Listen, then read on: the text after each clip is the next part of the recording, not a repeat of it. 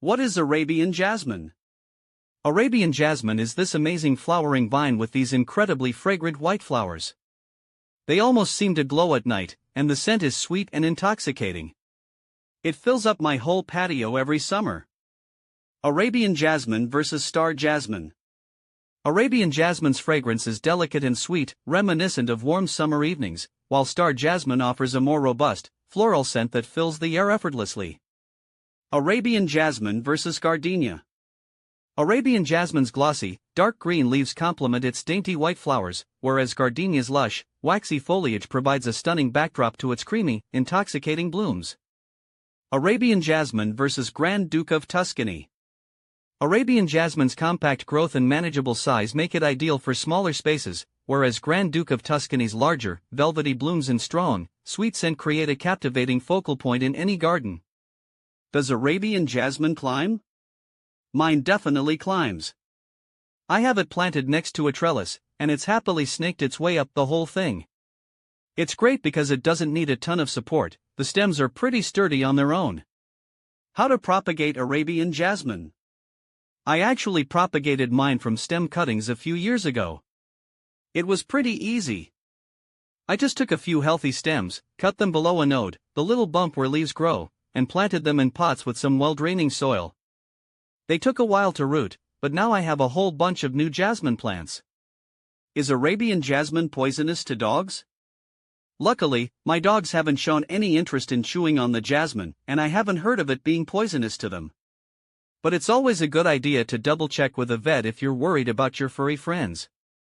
How to care for Arabian jasmine? Caring for my Arabian jasmine is pretty straightforward.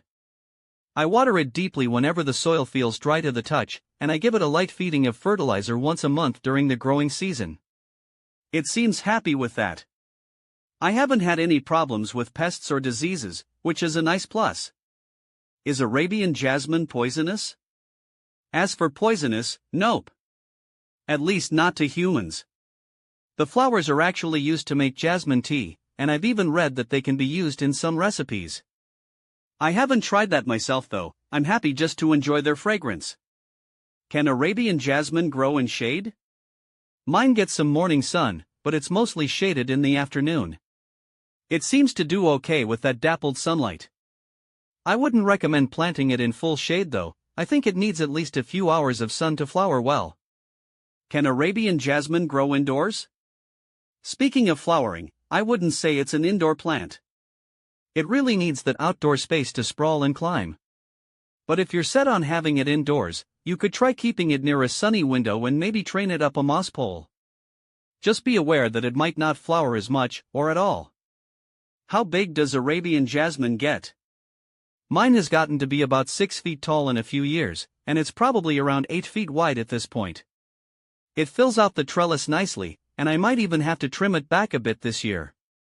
How fast does Arabian jasmine grow? The growth is pretty impressive. It definitely took off in the first year, and it fills out more and more each season. How much sun does Arabian jasmine need? As for sun, like I said, a few hours of direct sun seems to be the sweet spot for mine. Too much sun and the leaves might get a little crispy, but not enough and it might skimp on the flowers. How tall does Arabian jasmine grow? Honestly, the height depends on how much space you give it to climb. If you have a tall trellis, it could easily reach 10 feet or more. How to prune Arabian jasmine? Pruning is easy.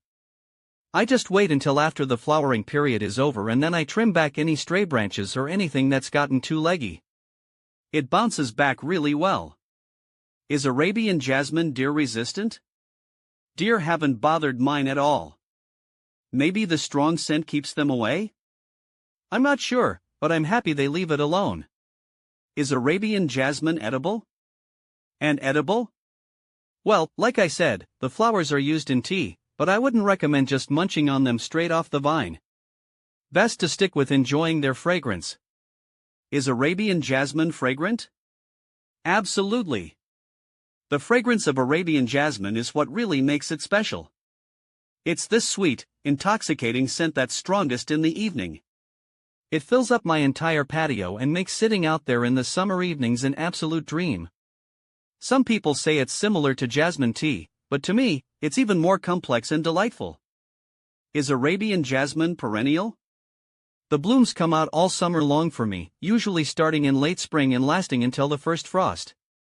They're these beautiful little white flowers with these delicate waxy petals. As they age, they turn a soft pink, which adds another layer of charm. Is Arabian jasmine toxic to cats? Luckily, I haven't had any issues with my Arabian jasmine and my cat. In fact, according to what I've read, Arabian jasmine, Jasminum species, is considered non-toxic to cats by reputable sources like the ASPCA Animal Poison Control on aspca.org. However, it's always better to be safe than sorry. Cats are curious creatures and might nibble on anything that catches their eye. Here's what I do. I keep the jasmine plant out of reach from my cat's usual climbing areas. This minimizes the temptation for a playful swat or a curious chomp. I provide my cat with plenty of safe alternatives to chew on, like catnip toys or scratching posts. This helps divert their attention away from the plant. If you're ever worried about your cat ingesting any part of the plant, it's always best to consult a veterinarian right away. What does Arabian jasmine smell like? Trying to describe the scent of Arabian jasmine is like trying to capture moonlight in a jar. It's truly intoxicating. The best way I can describe it is a combination of sweetness. It has this intense, heady sweetness that's almost like honey, but not cloying. It's more delicate and floral. Fruity undertones. There's a hint of something fruity in there too, maybe like pear or orange blossom. It adds a touch of complexity to the sweetness. Intoxicating. The fragrance is strong, but not overwhelming.